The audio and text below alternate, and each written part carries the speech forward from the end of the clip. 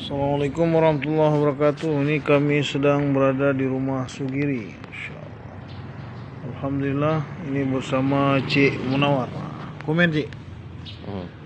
Gerak nih, gerak markas Azaz. Komen. Gerak. Ini insyaallah ini Sugiri. Rumah Sugiri. Dari Long Raya. Kita jumpa setiap hari. Setiap pribadi orang Islam, kita mau ajak mereka untuk ambil kerja dakwah yang mulia, kerja baginda Rasulullah SAW.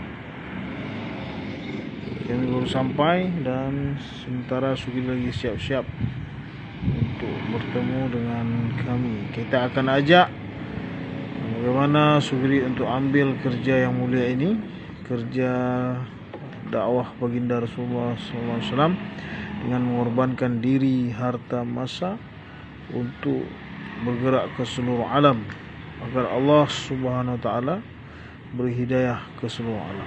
Amin ya Allah. Bantu doa insyaallah ya. Amin. Insyaallah. Ini Cik lagi tunggu dengan gelisah Cik.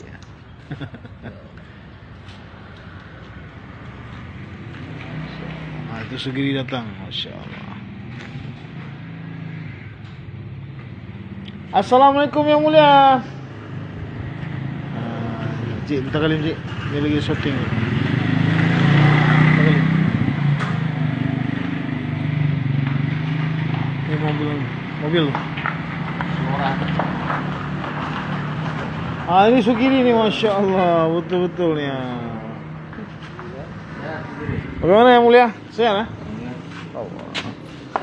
Allah sehota, makhluk nahi sehota. Allah kuasa, makhluk tak kuasa. Ini Sugiri nih, ini sahabat saya nih. Penggiling kopi ya.